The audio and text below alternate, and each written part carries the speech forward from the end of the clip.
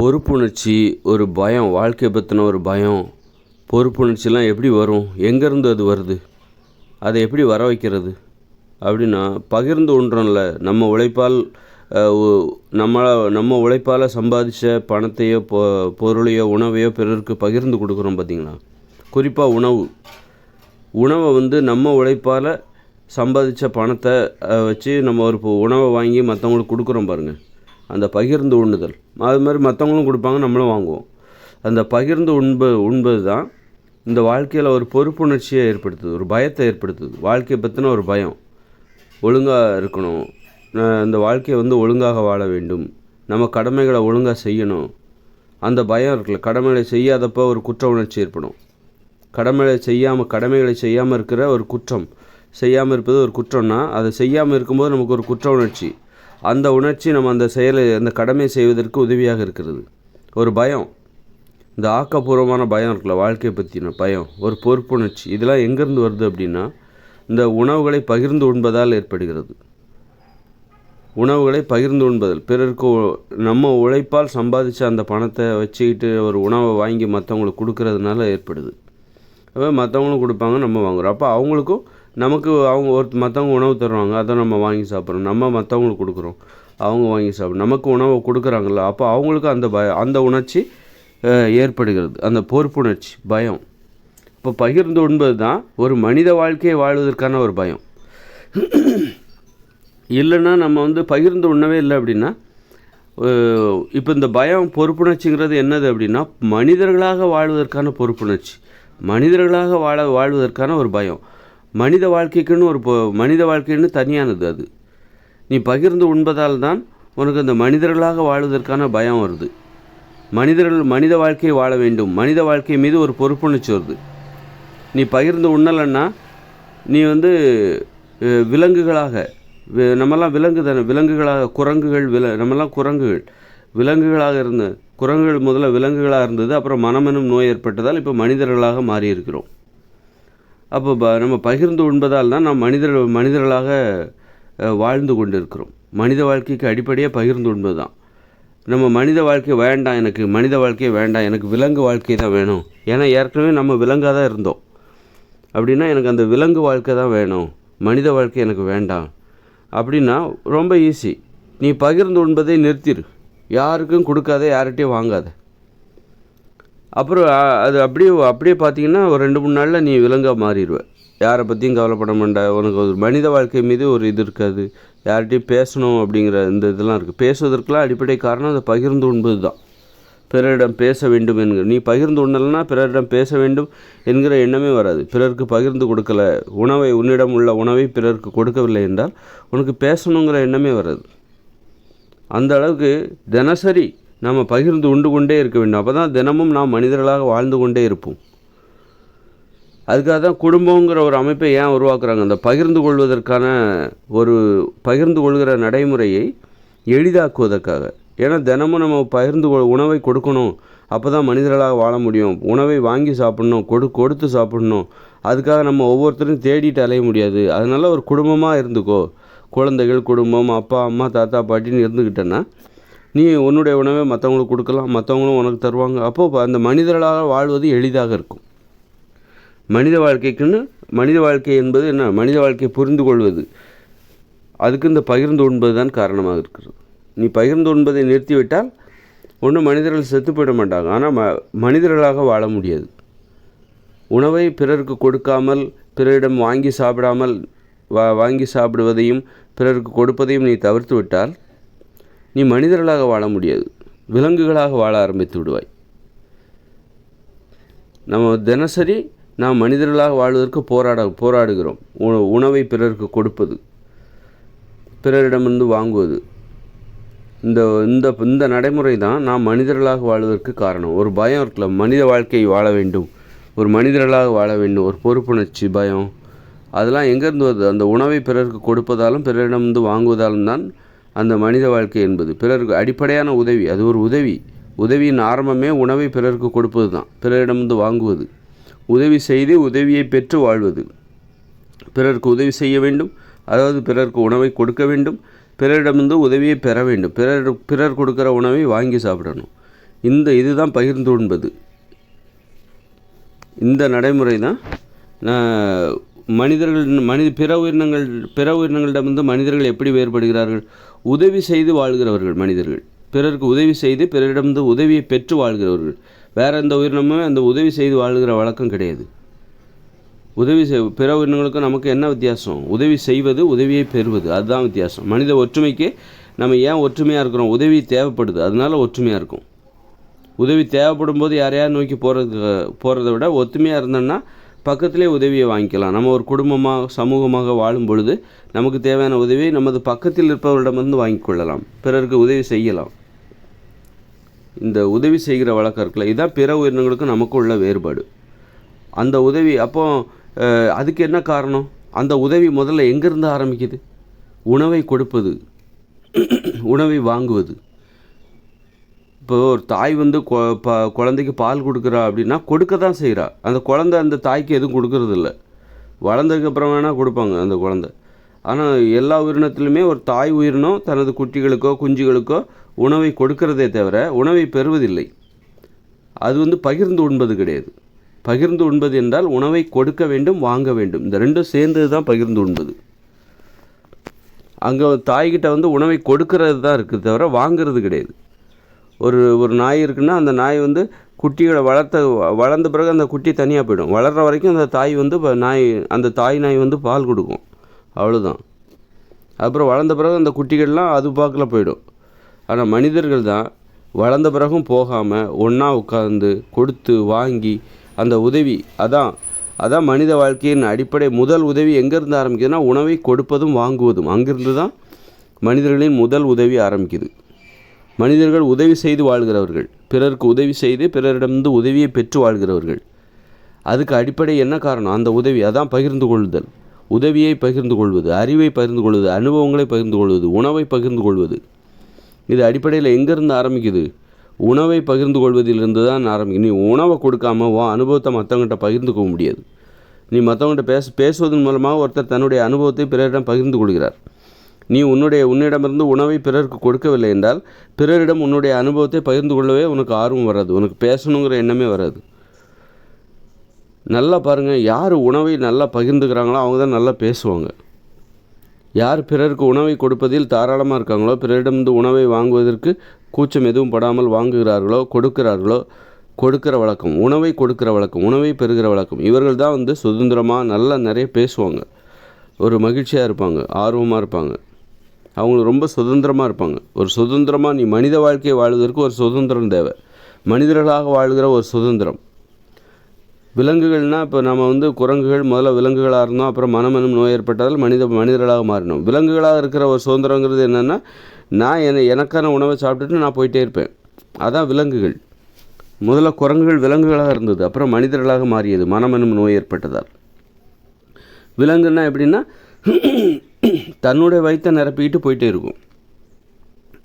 தன்னுடைய வயிற்றை நிரப்பிக்கிட்டு எனக்கு இன்னும் கொஞ்சம் சாப்பிடு அப்படின்னு எதுவும் கொடுக்காது விலங்குகள். பிற உயிரினங்களை பாருங்கள், தன் வயிற்றை நிரப்புறது தான் அவங்களுடைய வேலை. அதனால் இப்போ பிறருக்கு கொடுக்கும்போது தான் நாம் மனிதர்களாக மாறுகிறோம். மனித வாழ்க்கை என்பது பிறருக்கு கொடுப்பது, பிறரிடமிருந்து வாங்குவது. இந்த நடைமுறை தான் மனிதர்களாக வாழ்வதற்கு காரணம். அதனால் இந்த மனிதர்கள் பிற உதவிகள்லாம் இருக்குல்ல, அனுபவங்களை பகிர்ந்து கொள்வது, பொருட்களை பகிர்ந்து கொள்வது, அப்புறம் உழைப்பை பகிர்ந்து கொள்வது, ஒருத்தருக்கு உதவி செய்கிறது, உழைப்பு மூலமாக உதவி செய்கிறது, எல்லாத்துக்கும் அடிப்படை ஆரம்ப கட்ட உதவி எதுன்னா உணவை பகிர்ந்து கொள்வது, உணவை கொடுப்பது, உணவை வாங்கி உண்பது. இதுதான் ஒரு பொறுப்புணர்ச்சி. வாழ்க்கையில் ஒரு பொறுப்புணர்ச்சியோடு வருவதற்கும் ஒரு பயம் வர்றது. யார் தனது உழைப்பால் சம்பாதித்த உணவை பிறருக்கு கொடுக்கலையோ அவங்களுக்கு அந்த பொறுப்புணர்ச்சி ரொம்ப குறைவாக இருக்கும், ரொம்ப இருக்காது. ஒரு பயங்கிறதே இருக்காது. வாழ்க்கை பற்றின பயமே இருக்குது, மெத்தனமாக இருப்பாங்க. இப்போ உதாரணத்துக்கு நம்ம படிக்கிற பசங்களை எடுத்துக்கோங்க. ஒரு 20-22 வயசு வரைக்கும் அவங்க படிக்கிறாங்க. அப்போ அவங்க உழைப்பால் சம்பாதித்த பணத்தை வச்சுக்கிட்டு அவங்க ஒரு உணவை யாருக்கும் வாங்கி கொடுக்க வாய்ப்பே கிடையாது. அவங்க பெற்றவங்கள சார்ந்திருக்காங்க. படிக்கிற மாணவர்கள் மாணவிகள் எல்லாருமே பெற்றவங்கள சார்ந்திருக்காங்க. அவங்க உழைப்பால் சம்பாதித்த பணத்தை வச்சுக்கிட்டு அவங்க எதையுமே பிறருக்கு வாங்கி கொடுப்பதற்கு வாய்ப்பு இல்லை. அவங்க வேலைக்கு போகல. அப்போ அவங்க பாருங்கள், இளைய தலைமுறைன்னு எப்போவுமே நம்ம அறிவுரை சொல்லிக்கிட்டே இருப்போம். இந்த மாணவ சமுதாயத்துக்கு நம்ம எப்போவுமே அறிவுரை சொல்லுவோம். ஆனால் வேலைக்கு போகிறவங்களுக்கு என்றைக்கே அறிவுரை சொல்லியிருக்கோமா? மாணவ சமுதாயத்துக்கு தான் அறிவுரை சொல்லிக்கிட்டே இருப்போம். ஏன்னா அவங்களுக்கு பொறுப்புணர்ச்சி கிடையாது, பயம் கிடையாது. அதனால தான் அவங்களுக்கு பயத்தை ஏற்படுத்தணும் அப்படிங்கிறக்க அடித்து படிக்க வைக்கிறாங்க.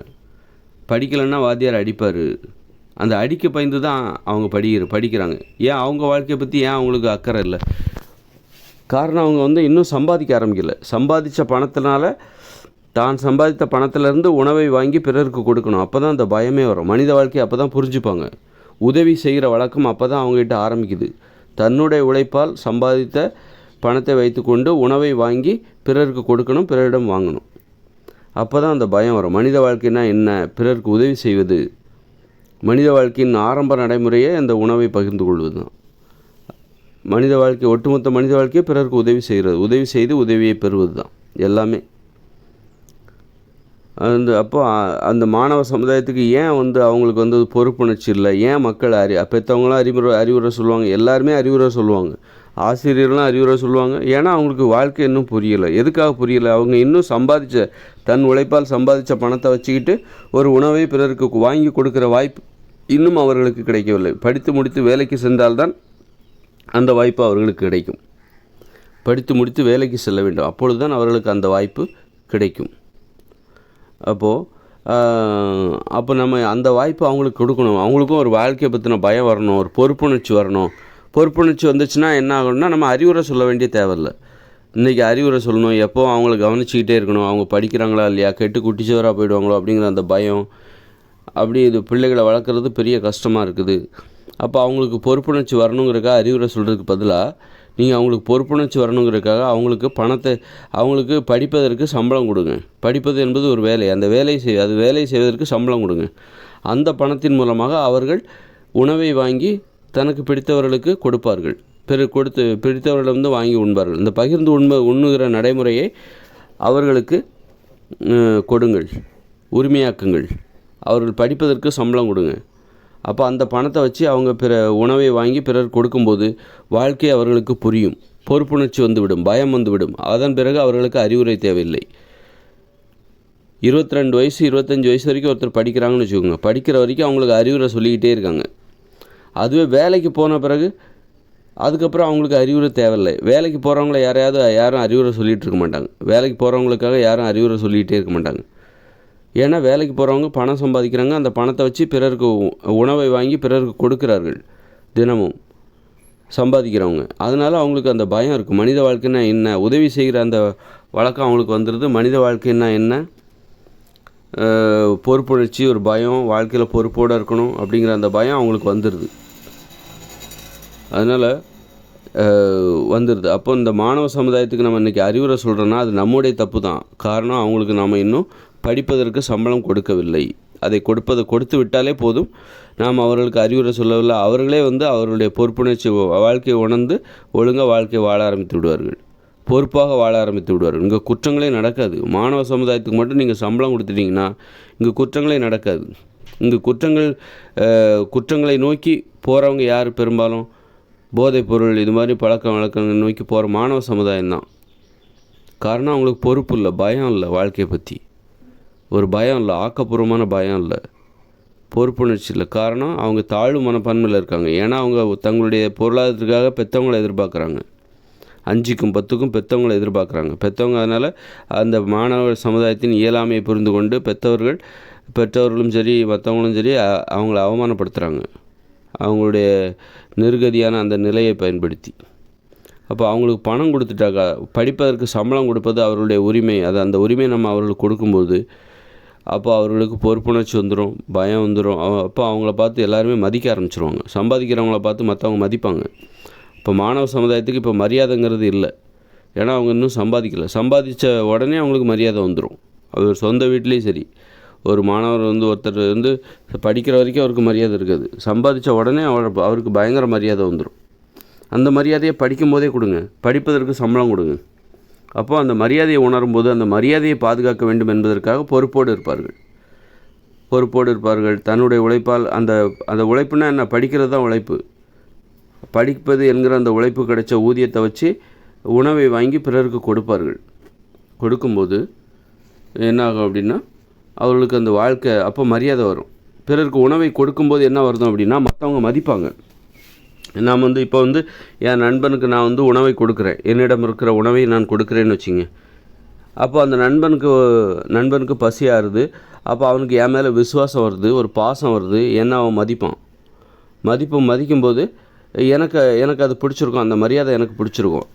அப்போ எனக்கு அந்த மரியாதையை பாதுகாக்கணுங்கிற அந்த ஒரு பொறுப்புணர்ச்சி வரும். இப்போது நீங்கள் ஒருத்தருக்கு உணவை கொடுக்குறீங்க அப்படின்னா, அவருக்கு உங்கள் மேலே பாசம் வரும், ஒரு பாசம் வரும், விசுவாசம் வரும், ஒரு நன்றி உணர்ச்சி வரும், மரியாதை வரும். நீங்கள் கொடுக்கலன்னா அவர் உங்களை என்ன பண்ணுவார், திட்டுவார். என்னடா இவன் கஞ்ச பிஸ்னரியாக இருப்பான் உங்களுக்கு அப்படின்னு சொல்லி உங்கள் நண்பர் உங்களுக்கு உணவு கொடுக்கல, மறைச்சி வச்சு சாப்பிட்றாரு, ஒளிச்சு வச்சு சாப்பிட்றாரு, பதுக்கி வச்சு சாப்பிட்றாரு. நீங்கள் பசியோடு இருக்கீங்க, ஆனால் அவர் அதை பற்றி கவலைப்படாமல் சுயநலவாதியாக ஒரு உணவை மறைத்து வைத்து ஒளிச்சு வச்சு உங்களுக்கு தராமல் சாப்பிட்றாரு அப்படின்னா அவரை நீங்கள் என்ன பண்ணுவீங்க, மரியாதை கொடுக்க மாட்டீங்க, அவரை நீங்கள் உயர்வாக நினைக்க மாட்டீங்க. அதே நேரத்தில் நீங்கள் பசியோடு இருக்கீங்க அப்படிங்கும்போது உங்கள் நண்பர் உங்களுக்கு உணவை கொடுக்கும்போது அவர் மீது உங்களுக்கு ஒரு விசுவாசம் ஏற்படும், அவர் மீது உங்களுக்கு விசுவாசம் ஏற்படும், மரியாதை ஏற்படும். அந்த மரியாதையை பாதுகாக்கணும்னு உங்கள் நண்பர் நினைப்பார். நீங்கள் அவரை மதிக்கிறீங்கள, அந்த மரியாதையை பாதுகாக்கணும் அப்படின்னு உங்கள் நண்பர் என்ன பண்ணுவார், ஒரு பொறுப்புணர்ச்சி வரும். அந்த மரியாதையை பாதுகாப்பது தான் ஒரு பொறுப்புணர்ச்சி, ஒரு பயம். அப்போ தொடர்ந்து என்ன பண்ணுவார், உங்களுக்கு உதவி செய்வார், உணவை பகிர்ந்து உண்பார், நீங்களும் கொடுப்பீங்க. உங்களுக்கு விசுவாசம் வந்துச்சுல்ல, அவர்கிட்ட வாங்கி சாப்பிட்ட விசுவாசம், அதனால் நீங்களும் அவருக்கு உணவை கொடுப்பீர்கள். இது ஒரு மரியாதைங்கிறது என்னது, ஒரு விசுவாசம்தான். விசுவாசத்தை வெளிப்படுத்துகிற, நன்றி உணர்ச்சியை வெளிப்படுத்துகிற ஒரு நடைமுறை தான். நீங்கள் பகிர்ந்து உண்டால் உங்களுக்கு விசுவாசம் ஏற்படும், உங்களுக்கு நன்றி உணர்ச்சி, மரியாதை கிடைக்கும். நீங்கள் பிறருக்கு உணவை கொடுத்தால் உங்களுக்கு மரியாதை கிடைக்கும். ஏன்னா பிறருடைய பசியை போக்குறீங்க. அப்போ பிறருக்கு உங்கள் மேலே ஒரு நன்றி உணர்ச்சி ஏற்படும். அந்த நன்றி உணர்ச்சி தான் உங்களுக்கு கிடைக்கிற மரியாதை. அந்த மரியாதையை பாதுகாக்கணும் அப்படிங்கிற ஒரு பொறுப்புணர்ச்சி உங்களுக்கு வந்துடும். இன்றைக்கி கொடுக்குறீங்க, நாளைக்கு தரலைன்னா நாளைக்கு உங்களுக்கு மரியாதை கிடைக்காது. நேற்று கொடுத்தாரு, இன்றைக்கி தரமாட்டேன்றாரு அப்படின்னா இன்றைக்கி ஒளிச்சு வச்சு சாப்பிட்றாரு, இவரை புரிஞ்சிக்கவே முடியல, இவர்கிட்ட வாங்கக்கூடாது அப்படின்னு நினச்சிருவாங்க. அப்போ தொடர்ந்து உதவி செய்யணும், அப்போ தான் அந்த மரியாதையை தக்க வச்சுக்க முடியும். அதனால் பகிர்ந்து உண்பது தான் நமக்கான மரியாதையை பெறுவதற்கான வழிமுறை. பகிர்ந்து உண்பது, உதவிகளை பகிர்ந்து கொள்வது, அனுபவங்களை பகிர்ந்து கொள்வது, அறிவை பகிர்ந்து கொள்வது, அடிப்படையாக உணவை பகிர்ந்து கொள்வது மிக முக்கியம். அங்கேருந்து தான் உதவியை ஆரம்பிக்குது. அதனால் உதவி ஒரு மனித வாழ்க்கை, அந்த பொறுப்புணர்ச்சி இருக்குல்ல, ஒரு வாழ்க்கையை பற்றின பொறுப்புணர்ச்சி, பயம் எங்கேருந்து வருது, அந்த பகிர்ந்து உண்பது தான். நீங்கள் ஒருத்தருக்கு உணவு கொடுக்கும்போது அவர் உங்களை மதிக்கிறாரு, அவர் இன்னொருத்தர் உங்களுக்கு உணவை தரும்போது நீங்கள் அவரை மதிப்பீங்க. அந்த மரியாதைங்கிறது என்னது, பாதுகாக்கணும். அந்த மதிப்பை சம்பாதிக்கிறீர்கள். நீங்கள் ஒருத்தருக்கு உணவை கொடுக்கும்போது அவர் உங்களை மதிக்கிறாரு, அவர் உங்கள் மேலே ஒரு விசுவாச உணர்ச்சி ஏற்படுது, அவருக்கு உங்கள் மேலே ஒரு நன்றி உணர்ச்சி ஏற்படுகிறது. அப்போ அந்த நன்றி உணர்ச்சியை பாதுகாக்கணும். நீங்கள் சம்பாதித்தது அது, அந்த நன்றி உணர்ச்சி தான் மரியாதை. அந்த மரியாதையை பாதுகாக்கணும். நீங்கள் சம்பாதித்த அந்த மரியாதையை தொடர்ந்து பாதுகாக்க வேண்டும். அப்படின்னா தொடர்ந்து உணவை பகிர்ந்து கொள்ள வேண்டும். உங்களிடம் இருக்கிற உணவை கொடுக்கணும், அவரும் உங்களுக்கு கொடுப்பார், நீங்கள் வாங்கி சாப்பிடணும், அவரும் மரியாதையை சம்பாதிச்சுட்ருப்பார். இப்போ மரியாதையை சம்பாதிக்கணும்னா முதல்ல நீ என்ன பண்ணணும், உணவை பகிர்ந்து கொள்வதில் கவனம் செலுத்து. பிறருக்கு உணவை கொடுக்காம நீ இங்கே மரியாதையை சம்பாதிக்கணும்னு நினைக்காத. கஞ்ச பிஸ்னாரியாக இருந்துக்கிட்டு நீ இங்கே மரியாதையை சம்பாதிக்கணும்னு நினைக்காத. உன் கையில் இருக்கிற உணவை பகிர்ந்து உண்ண பழகிக்கொள். அப்போ தான் உனக்கு அந்த மரியாதைங்கிறது கிடைக்கும். ஒரு இடத்துல நீ சுதந்திரமாக இருக்கணும்னாலே உணவை பகிர்ந்து உண்ண வேண்டும். அப்போ தான் ஒரு 10 பேர் இருக்கிறாங்க, உன் நண்பர்கள் 10 பேர் இருக்காங்க, அந்த இடத்துல நீ உணவை பதுக்கி வச்சு சாப்பிட்டேன்னா நீ அந்த இடத்துல சுதந்திரமாகவே இருக்க முடியும். நீ ஒரு திருடராக, ஏன்னா நீ பதுக்கிறவங்க யார், திருடர். அதே உன்னிடம் இருக்கிற உணவை பிறகு அந்த 10 பேருக்கும் பகிர்ந்து உண்டால் அந்த இடத்துல நீ சுதந்திரமாக இருக்கலாம், சுதந்திரமாக பேசலாம், சுதந்திரமாக பார்க்கலாம். அந்த மாதிரி பகிர்ந்து உண்பது தான் அடிப்படை. ஒரு பயத்திற்கும் ஒரு பொறுப்புணர்ச்சிக்கும் அந்த பய உணர்ச்சி, பொறுப்புணர்ச்சி எல்லாத்துக்கும் எங்கேருந்து பகிர்ந்து உண்பது தான் அடிப்படை காரணமாக இருக்கிறது. அந்த வகையில் பெண்கள்லாம் வேலைக்கு போகாமல் வீட்டிலே இருக்கிறாங்க பாருங்கள். அப்போ அவங்க சுயமாக சம்பாதித்த பணத்துலேருந்து பிறருக்கு உணவை வாங்கி கொடுக்குற ஒரு அனுபவம் பெண்களுக்கு கிடையவே கிடையாது. பெண்களுக்கு நம்மளும் சம்பாதிச்சு நாம் சம்பாதித்த பணத்தில் பிறருக்கு உணவை வாங்கி கொடுக்கணும், அப்படிங்கிற அந்த நடைமுறையே அந்த பெண்களுக்கு இல்லாமல் இருக்கிறது. பெரும்பாலான பெண்கள் வீட்டிலே இருக்காங்க, வேலைக்கு போகிறதில்ல. அப்படி இருக்கும்போது அப்போது அவங்களால சுயமாக சம்பாதிச்ச பணத்தில் பிறருக்கு வாங்கி கொடுக்கறதில்ல. அப்போ பெண்களுக்கு ஒரு பொறுப்புணர்ச்சி என்பது ஆண்களை விட மிக மிக குறைவாக தான் இருக்கும். பொறுப்புணர்ச்சி, ஒரு பயம், வாழ்க்கை பற்றின பயம், ஒரு பொறுப்புணர்ச்சி இருக்காது. அதனால தான் பாருங்கள், அடிமைகளாகவே வீட்டிலே வாழ்ந்து முடிச்சிடுறாங்க. அவங்களுக்கு ஒரு பொறுப்பு இல்லை, வாழ்க்கைன்னா என்னன்னே தெரியல, ஒரு பயம் இல்லை அவங்களுக்கு. நமது வாழ்க்கையை நாம் வாழ வேண்டும் அப்படிங்கிற ஒரு பயமே இல்லை, ஒரு பொறுப்பே இல்லை. பொறுப்பே இல்லாமல் அடிமையாகவே வாழ்ந்து முடிச்சிடும். காரணம் என்னென்னா, அவங்க சுயமாக சம்பாதித்த பணத்திலேருந்து அவங்க பிறருக்கு உணவை வாங்கி கொடுக்குற ஒரு பாக்கியம் அவர்களுக்கு கிடைக்கல. அந்த கொடுப்பனை அவர்கள் அந்த கொடுப்பனை தேடி போகல, அந்த வாய்ப்பை தேடி அவங்க போகல, முயற்சி எடுக்கலை. இதுதான் நம்முடைய வாழ்க்கைன்னு நினச்சிட்டு மற்ற பொருளாதாரத்திற்காக பிறரை எதிர்பார்த்து வாழுகிற ஒரு அடிமைத்தன வாழ்க்கையை அவர்கள் ஏற்றுக்கொண்டார்கள். அப்போ மனித வாழ்க்கையை வாழணும், மனிதர்களாக நாம் வாழ வேண்டும், ஒரு பொறுப்புணர்ச்சி அவங்களுக்கு இல்லை. அது பொறுப்புணர்ச்சி. அப்போ அதுவே நேரத்தில் சுயமாக சம்பாதிச்சு அந்த பணத்தில் பிறருக்கு உணவை வாங்கி கொடுக்குற அனுபவத்துக்குள்ளே அவங்க நுழைஞ்சிட்டாங்கன்னா அதன் பிறகு அவங்க அதை விட்டு கொடுக்க மாட்டாங்க. அப்போ அவங்களுக்கு ஒரு மரியாதையை உணர்வார்கள். அந்த மரியாதையை காப்பாற்றிக்கணும் தொடர்ந்து அப்படின்னு நினச்சிக்கிட்டு அவங்க ஒரு சுதந்திரம் கிடைக்கும். யாரும் பெருசாக ரொம்ப அடிமையாக நினைக்க முடியாது. சம்பாதிக்கிறாங்க, அப்போது அவங்கள மதிப்பாங்க, அப்போ சுதந்திரமாக இருப்பாங்க, அவங்களுக்கு மரியாதை கிடைக்கும். அந்த மரியாதையை பாதுகாக்கணும்னு நினைப்பாங்க. சுயமாக சம்பாதிக்கும் போது தான் அவர்களுக்கு மரியாதை என்பது கிடைக்கும். ஒரு சுதந்திரமாக வாழ்வதற்கான உரிமையை யாருக்கு இருக்குன்னா, சுயமாக சம்பாதிக்கிறவங்களுக்கு தான். பிறருடைய சம்பாத்தியத்தை எதிர்பார்த்து வாழ்கிறவங்களுக்கு சுதந்திரமாக வாழ்வதற்கான உரிமை கிடையாது. அதனால் பெண்கள் அடிமைப்பட்டு கிடக்கிறாங்கன்னா முதல்ல அவங்கள பொருளாதார அடிப்படையில் சுயசார்பை அடைய வைக்க வேண்டும், சுயசார்பு நிலையை அடைய வைக்க வேண்டும். அப்போ தான் அவங்க சுதந்திரமாக வாழ்வதற்கு தகுதியும் உரிமையும் அவர்களுக்கு இருக்கிறது.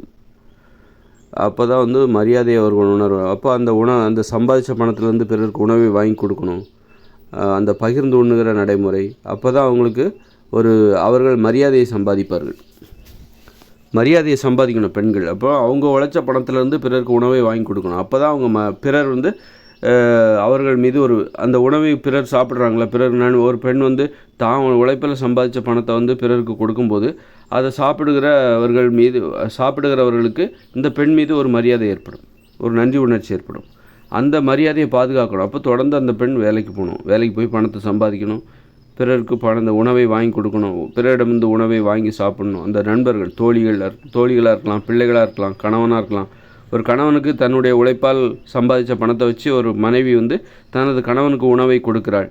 அப்போ அந்த கணவனுக்கு விசுவாசம் ஏற்படும், தனது மனைவி மீது ஒரு மரியாதை ஏற்படும். அப்படி தான் ஒரு கணவன் மனைவியை மதிக்கணும்னா அதுக்கு அதான் வழி, வேறு வழியே கிடையாது. பெண்களுக்கு நான் மரியாதை கொடுக்கணும், ஆனால் அவள் வேலைக்கு போகல அப்படின்னா அவனுக்கு அந்த பெண்களை மதிக்கணும்னே தோணாது. வேலைக்கு போகாத பெண்களை எந்த வீட்டில் உள்ளவங்களும் மதிக்கணும்னு தோணாது. அவங்க எப்போ வேலைக்கு போய் அந்த சுய சம்பாத்தியத்தை அடிப்படையாக அந்த பணத்தில் இப்போ அந்த வீட்டில் உள்ளவங்களுக்கு ஏதாவது உணவை வாங்கி கொடுக்கும்போது தான் அந்த வீட்டில் உள்ளவங்க அந்த பெண்ணை மதிப்பாங்க. அந்த பெண் மீது ஒரு விசுவாசம் ஏற்படும். ஒரு உணவை வாங்கி சாப்பிட்டாலே ஒரு விசுவாசம் ஏற்படும், நன்றி உணர்ச்சி ஏற்படும். அந்த நன்றி உணர்ச்சி தான் மரியாதை. அப்போ பெண்கள் மரியாதையை சம்பாதிக்கணும். முதல்ல அதை வீட்டிலேருந்து ஆரம்பிக்கணும். அப்படின்னா வேலைக்கு போகணும், வேலைக்கு போகிறத கட்டாயப்படுத்தணும், அரசாங்கம் கட்டாயப்படுத்தணும். மரியாதைங்கிறது பெண்கள் அனைவருக்குமே தேவை அப்படின்னா அதை அரசாங்கம் தான் கட்டாயப்படுத்தணும். பெண்கள் கண்டிப்பாக வேலைக்கு போகணும், வீட்டில் இருக்கக்கூடாது அப்படின்னு சொல்லிட்டு. அப்போ பெண்கள் எல்லாருக்குமே மரியாதை என்பது கிடைத்துவிடும்.